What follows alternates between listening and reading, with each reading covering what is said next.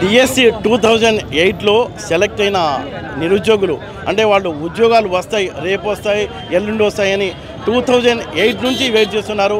అయితే వాళ్ళకి ఇంతవరకు ఉద్యోగాలు రాలేదు. అసలు కారణం ఏంటి, ఎందుకు రాలేదు? డిఎస్సి 28లో సర్టిఫికేట్ వెరిఫికేషన్ అయిపోయిన తర్వాత కూడా ఎందుకు ఉద్యోగాలు వాళ్ళకి రాలేదో వాళ్ళ మాటల్లోనే మనం తెలుసుకుందాం. నమస్కారం అండి, నేను 2008 డిఎస్ మెరిట్ బీఈడి క్యాండిడేట్ అండి.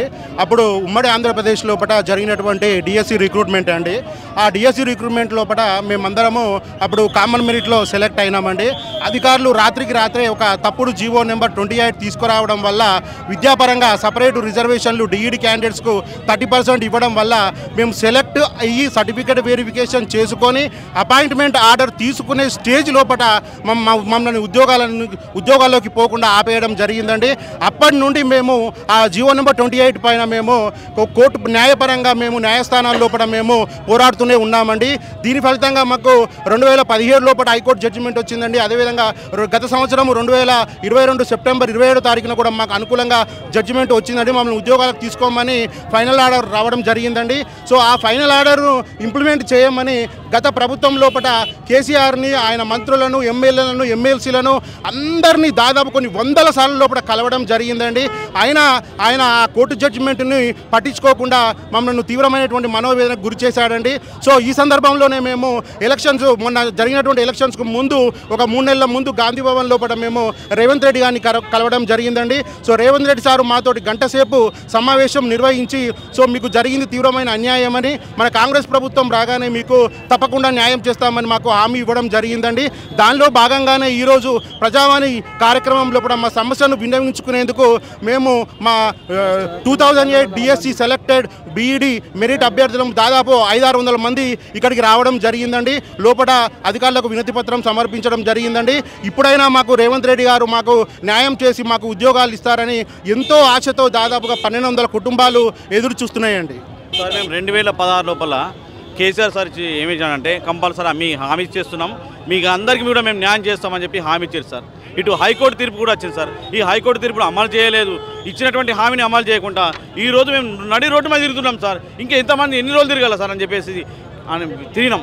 అలా తిరిగే సందర్భం లోపల సార్ గాంధీ భవన్లో మేము రేవంత్ అని కలిసినప్పుడు ఏమన్నానంటే మీకు కంపల్సరీ న్యాయం చేస్తాం, 100% మనకు ప్రభుత్వం రావాలా, ప్రభుత్వం వచ్చిన కంపల్సరీ న్యాయం చేస్తామని అన్నాడు సార్. ఈరోజు మేము వచ్చినాం సార్, మాకు న్యాయం జరుగుతుంది సంపూర్ణమైనటువంటి విశ్వాసం మాకు ఉంది సార్. మీరు చెప్పండి సార్. నమస్తే సార్, మేము నిజామాబాద్ డిస్టిక్ నుండి వచ్చినాం సార్. మేము 2008 డిఎస్ మెరిట్ క్యాండిడేట్స్ సార్. అప్పటికప్పుడు ఆల్రెడీ సర్టిఫికేట్ వెరిఫికేషన్ అయిపోయింది, మాకు అపాయింట్మెంట్ ఆర్డర్ ఓన్లీ ఇవ్వడమే ఉండే సార్. అప్పటికప్పుడు రాత్రికి రాత్రి జీవోలు మార్చడం వల్ల మేము అప్పటి నుండి రోడ్ మీద ఉన్నాం, ఇప్పటి వరకు కూడా రోడ్ మీదనే ఉన్నాం సార్. అయినా మేము దేనికి వచ్చిందండి ఆ 28 జీవో దేనికి వచ్చింది? 28 జీవో అనేది అసలు యాక్చువల్గా బిఎడ్ అండ్ డిఎడ్ ఆ పోస్టులోకి ఆ డిఎస్సికి మాత్రం అర్హులే అన్నట్టుగా నోటిఫికేషన్ వచ్చింది.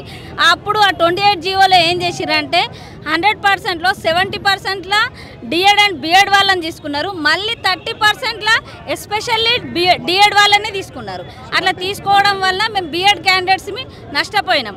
అయినా మేము కోర్టును కూడా ఆశ్రయించినాం. కోర్టును కూడా ఆశ్రయిస్తే కూడా మాకు తీర్పులు వచ్చినాయి. లాస్ట్గా కూడా మొన్న హైకోర్టు కూడా మాకు జడ్జిమెంట్ ఇచ్చింది.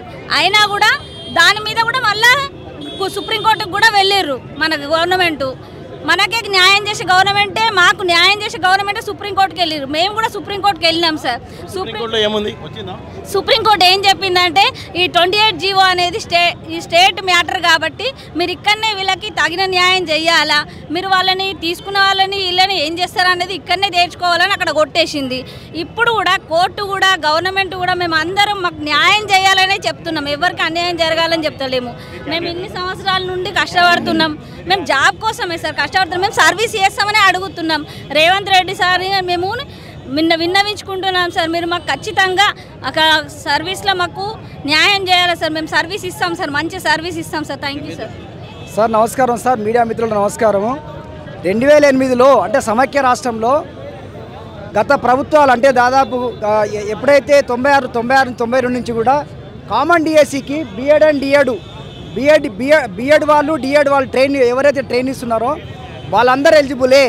కానీ అప్పటి నుంచి అంటే 92 నుంచి 2090 నుంచి 92 కానీ 92 డిఎస్సి కానీ 98 డిఎస్సి కానీ 2000 డిఎస్సి కానీ 2005 డిఎస్సి కానీ 2006 డిఎస్సి అన్ని డిఎస్సీలు కూడా కామన్ మెరిట్లో రిక్రూట్ అయినాయి. జంబో డిఎస్ అని చెప్పి అది రాజశేఖర రెడ్డి గారికి ప్రభుత్వంలో జంబో డిఎస్ అని చెప్పి 50,000 డిఎస్సి పైచిల్కులో హెచ్జిటి ఉద్యోగాలకు బిఎడ్ అండ్ డిఎడ్ ట్రైనింగ్స్ ఇద్దరు ఎలిజిబులే. ఏది యాజ్ పర్ నోటిఫికేషన్ ప్రకారం ఉమ్మడి రాష్ట్రంలో డిఎడ్ చేసిన వాళ్ళు బిఎడ్ చేసిన వాళ్ళు ఎవరు ఎక్కువ మార్కులు ఉంటే వాళ్ళు కొట్టుకోవాలి అనేది కండిషన్. యాజ్ పర్ నోటిఫికేషన్లో ఉన్నటువంటి సిస్టమ్ అది. కానీ నోటిఫికేషన్ విరుద్ధంగా ఎగ్జామ్ నోటిఫికేషన్ వేసిన తర్వాత ఆ ఎగ్జామ్ పెట్టిన తర్వాత సర్టిఫికేట్ వెరిఫికేషన్ అయిన తర్వాత తీరా సర్టిఫికేట్ వెరిఫికేషన్ కూడా ఆర్డర్ ఆఫ్ మెరిట్లోనే వెరిఫికేషన్ చేసిర్రు. No variation of BEd and DEd students. Merit ప్రకారం సెలెక్ట్ చేసిన తర్వాత ఈ డిఎడ్ క్యాండిడేట్స్ పోయి అది రాజశేఖర రెడ్డి గారిని వేడుకోవడం వల్ల రాజ్యాంగానికి విరుద్ధంగా 30% కేటాయించడం జరిగింది వాళ్ళకు. సో ఈ 30% అనేది ఒక అది మా ఎడ్యుకేషన్లో ఉండాలి కానీ ఉద్యోగాలలో మాత్రం అనేది ఎన్నో సుప్రీంకోర్టు చెప్పింది, హైకోర్టు చెప్పింది. ఆ హైకోర్టు సుప్రీంకోర్టు చెప్పినా కూడా గతంలో పాలించినటువంటి తెలంగాణ గవర్నమెంట్ కేసీఆర్ ప్రభుత్వం పాటించలేదు. మాకు సుప్రీంకోర్టు గైడ్లైన్స్ అయితేంది, హైకోర్టు గైడ్లైన్స్ అయితేంది, వీళ్ళకి 100% అన్యాయం జరిగింది, ఖచ్చితంగా వీళ్ళకి న్యాయం చేయాలని చెప్పి సుప్రీంకోర్టులో కూడా గైడ్లైన్స్ ఉన్నాయి, హైకోర్టు కూడా గైడ్లైన్స్ ఉన్నాయి. 2017లో ఇచ్చింది, 2021లో ఇచ్చింది, 2022లో ఇచ్చింది. వీళ్ళను అప్పుడు పాలించిన నాయకులు కనీసం హైకోర్టు మీద గౌరవం లేకుండా మాకు 14 సంవత్సరాల నుంచి అన్యాయం చేస్తున్నారు. సో మొన్నటికి మొన్న కాంగ్రెస్ గవర్నమెంట్ కూడా మేము విన్నవించుకోవడం జరిగింది. సో కాంగ్రెస్ గవర్నమెంట్ కూడా ఖచ్చితంగా న్యాయం చేస్తామని చెప్పి హామీ ఇచ్చారు. రేవంత్ రెడ్డి గారికి అయితేంది, ఇప్పుడున్నటువంటి బట్టి విక్రమార్క అయితేంది, ఉన్నటువంటి అధికారులకు ప్రతి ఒక్క అధికారులకు, ప్రతి ఒక్క ఎమ్మెల్సీలకు, ప్రతి ఒక్క ఎమ్మెల్యేకు డిఎస్సి 2008 అనేది జెన్యూ ఇష్యూ. ఇది ఖచ్చితంగా వీళ్ళకి అన్యాయం జరిగింది, వీళ్ళకి న్యాయం చేయాలని చెప్పి అప్పుడున్నటువంటి సబితా ఇంద్రా మాజీ విద్యాశాఖ మంత్రిని కలవని రోజు లేదన్న. వారానికి ఒక రోజు డైలీ వీలుంటే డైలీ మా అభ్యర్థులు డైలీ కలిసేటోళ్ళు. న్యాయం చేస్తామని చెప్పి గత ప్రభుత్వం మమ్మల్ని మోసం చేసింది. సో దయచేసి ఇప్పుడు వచ్చినటువంటి కొత్త రేవంత్ రెడ్డి గవర్నమెంట్ కూడా మేము విన్నవించుకుంటున్నాం. రాష్ట్ర మేము 1200 కుటుంబాలు మీకు రుణపడి ఉంటాం. సో కాబట్టి మీ ప్రభుత్వం అన్న మాకు న్యాయం చేయాలని చెప్పి ప్రతి ఒక్కరిని మీడియా మిత్రుల ముఖంగా మేము వేడుకుంటున్నాం సార్.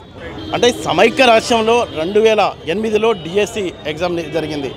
ఆ ఎగ్జామ్లో వీళ్ళంతా పాస్ అయ్యారు, ఇంటర్వ్యూ కూడా అయిపోయింది, సర్టిఫికేట్ వెరిఫికేషన్ కూడా అయిపోయింది. అయితే వీళ్ళకు ఉద్యోగాలు రాలేదు. గత 14 ఏళ్లుగా వీళ్ళంతా వెయిట్ చేస్తున్నారు. అయితే రాష్ట్ర విభజన జరిగింది, ఆ తర్వాత వీళ్ళంతా కోర్టుకు వెళ్ళారు. అంటే చిన్న సమస్య డిఎడ్ బిఎడ్లకు మధ్య ఉన్న పంచాయతీని ఆసరాగా చేసుకుని గత ముఖ్యమంత్రి వీళ్ళను ఎలాంటి హామీలు అయితే బాగానే ఇచ్చారు, ఏ హామీ నెరవేర్చాల. ఆ తర్వాత హైకోర్టు తీర్పు, సుప్రీంకోర్టు తీర్పు కూడా వీళ్ళకు అనుకూలంగా ఉన్నప్పటికీ కేవలం 1200 మంది ఉన్నారు. దాదాపుగా 14 ఏళ్ల నుంచి వీళ్ళంతా ఉద్యోగం కోసం వెయిట్ చేస్తున్నారు.